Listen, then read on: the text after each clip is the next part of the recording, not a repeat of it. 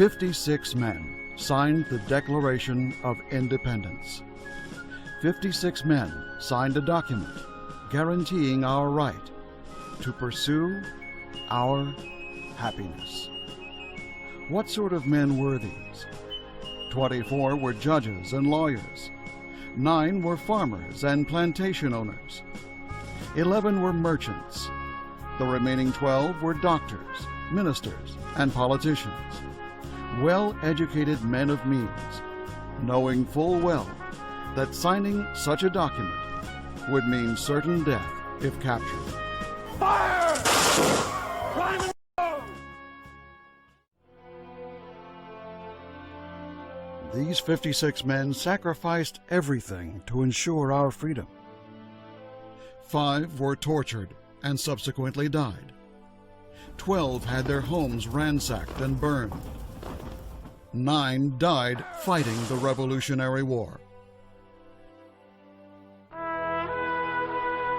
Signer and New York delegate Francis Lewis was born in Wales, the only child of a clergyman and orphaned at an early age.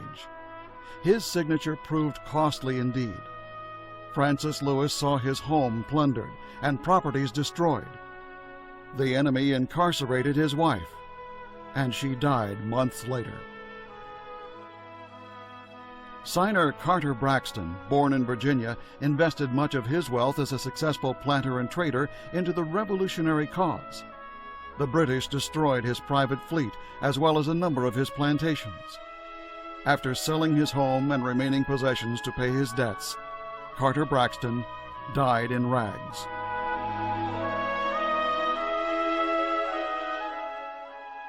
The signers of the Declaration of Independence were men of courage. Men such as signer Thomas McKean, born in Pennsylvania in 1734. Continually hounded by enemy pursuers, Thomas was forced to move his family on a constant basis. He served in Congress without pay.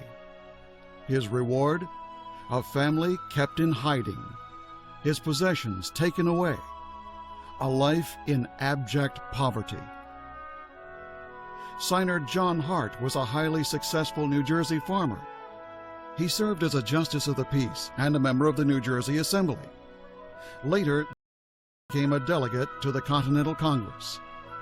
After being driven from his dying wife's bedside, his 13 children having fled for their lives, John Hart lived in the woods and forest caves for over a year.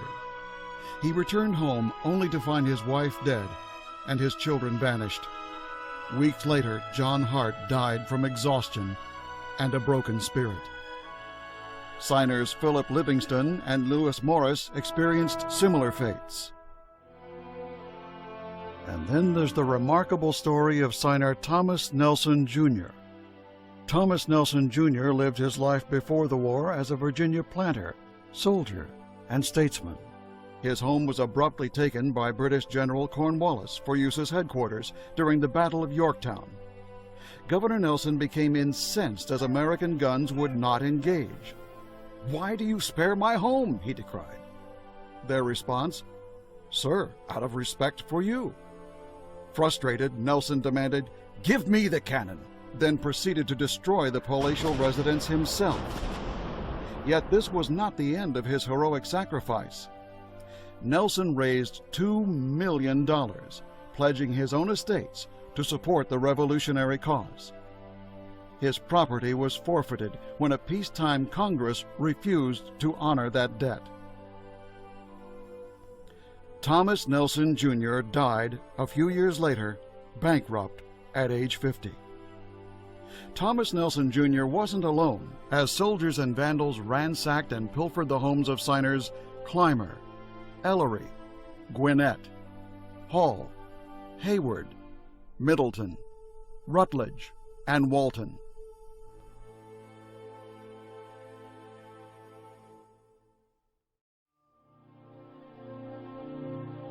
So let us honor the unparalleled sacrifices of these 56 men and thank them.